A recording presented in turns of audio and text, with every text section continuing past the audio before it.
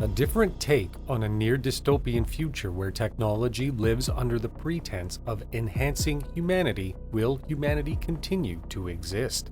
Hello, and welcome to our channel. Get a chance to be featured in our future videos by suggesting an underrated movie that you want us to recap. Just leave a comment down below. So today, let's review and recap the sci-fi movie Warning. Let's check it out. The movie starts with a repairman, David, fixing a satellite while conversing with an AI system named Eva. Eva quickly points out their comparative values. Eva's worth is $40 million, while David's is $500,000 according to his company. This is something that's not impossible to happen in real life, and perhaps it already is happening. Robots are more valuable than humans. At the same time, a gigantic space storm behind David is causing strange red clouds, waves of crackling lightning, and a series of thunderstorms on Earth. He is suddenly lost in space after an accident cuts him loose from the satellite he's trying to fix. Floating with no direction and not hearing from any rescue operation coming for him, David complains to Eva about his job, life, and everything else. Then we see the big blue marble, Earth. As the film leaves David drifting, several different characters' tales are happening back on Earth. All of them are struggling with their own existence. Charlie is a robot programmed to help and care for people, but he is aging and outdated. Brian is in charge of Charlie and other robots like him and is determined to find a new home for Charlie, who is very alive and almost sentient. He is a robot companion who loves to joke around. One day a woman visits their place, but what she's after is a pool cleaner, and it was a hard pass for Charlie. Brian phones all the people who inquire about a robot helper to find a safe space for Charlie. Charlie is an antique with a 1950s comedian personality who was made to cheer up seniors in rest homes for a generation that no longer exists. Because of this, no one answers his calls or agrees to take him in. Now, Brian and Charlie's friendship faces a challenge when Brian needs to play God. One night, while in the check-in room, Charlie jokingly asks Brian for dinner. And during their conversation, Brian states everyone's getting checked in before the holidays. Charlie is overjoyed for the holiday. He asks Brian if he can dress up as Santa. It is the past 2-month mark for Charlie, and he is now subject to euthanasia. But before everything ends for him, he says Brian is his friend, and the same goes for Brian. However, Brian needs to continue the procedure of putting an end to Charlie's existence. After what happened, Brian couldn't help but lie down on the ground, looking up and feeling helpless and heartbroken for losing a friend. Back in outer space, David instructs Eva to engage the thrusters. Unfortunately, the connection is lost. He then screams and continually floats, directionless and hopeless. In another story, the main character is a young woman who seems to be neurotic and whose life revolves around a device called God. Think of Alexa with some serious control issues. The device remembers sins, and it also hears prayers. Claire relies on her God device to keep her in check and measures her own worth by how many sins and good things she has done. She gets out of her parking space one time and accidentally hits the car parked behind him. The God device hears her crash and instructs her to leave a sorry note on the other's car windshield. When she gets home, she notices a little girl on the balcony in front of her house and wonders where the girl's parents are. And before she finally goes to sleep, her God device asks for an update, which she allows.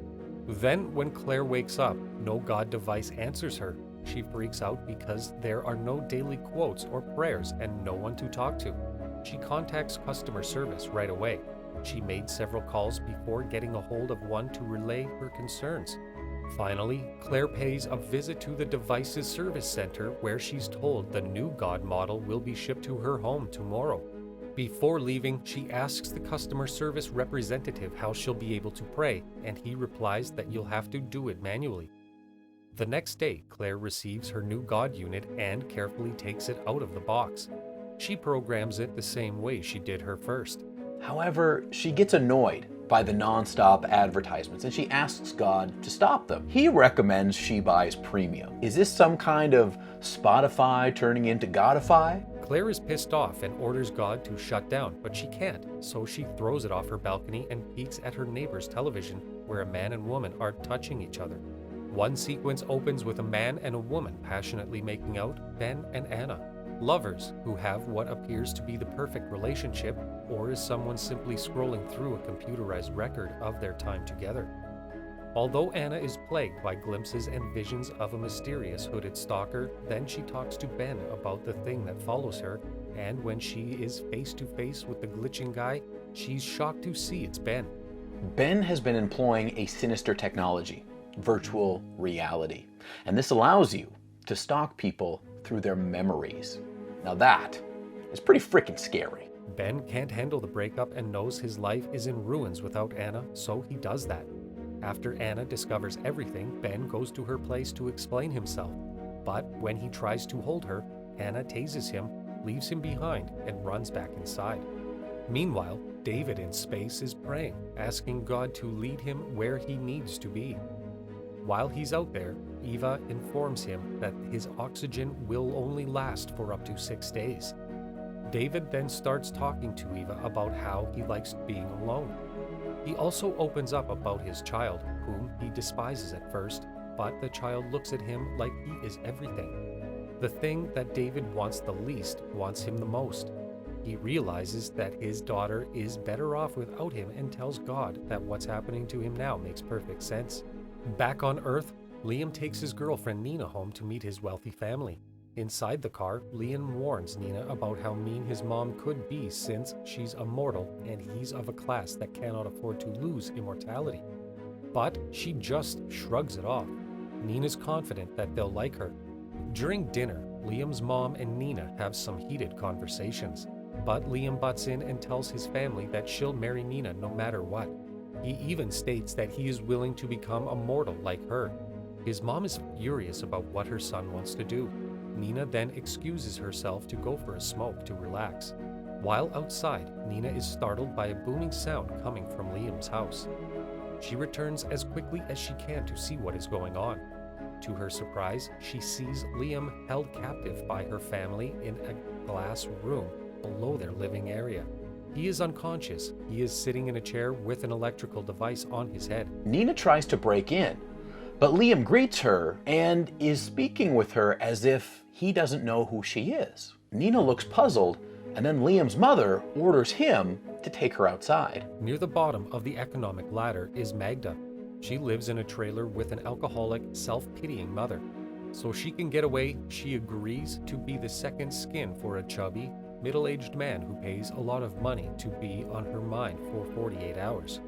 The process goes pretty smoothly, but the thrill of being someone else quickly gets out of hand. A hotel attendant invites Magna to an underground party. She goes to see what happens there and to enjoy the night. She then drinks, smokes, and dances with other girls. But unknowingly, the party comes to a halt.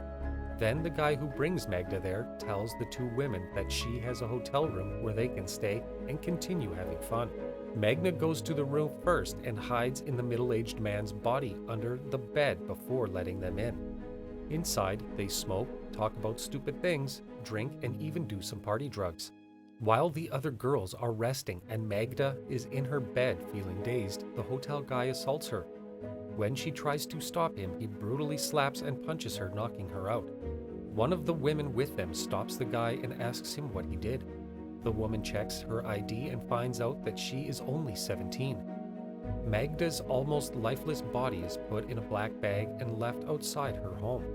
Going back to outer space, David says he never felt more alive than ever. He asks the AI to initiate a recording for Emma, her daughter. He states that he is the space janitor of all galaxies, so whenever Emma sees a star, that is him, and he loves her so much. On Earth, the country is now under a state of national emergency.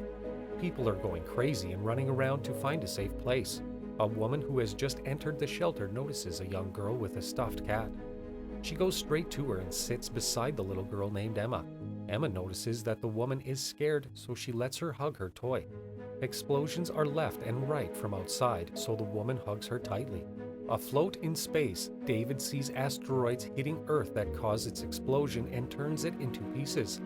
The Earth is gone. Now, the lone man in space becomes the only man alive. David plays his last recorded message for his daughter and then sees her in a spacesuit with her stuffed toy, but later on, she disappears. The film ends with David hearing someone introducing himself as God and saying sorry because his schedule is hectic. He even asks David how he can help him. He shouts and swears at him for making him look like a fool.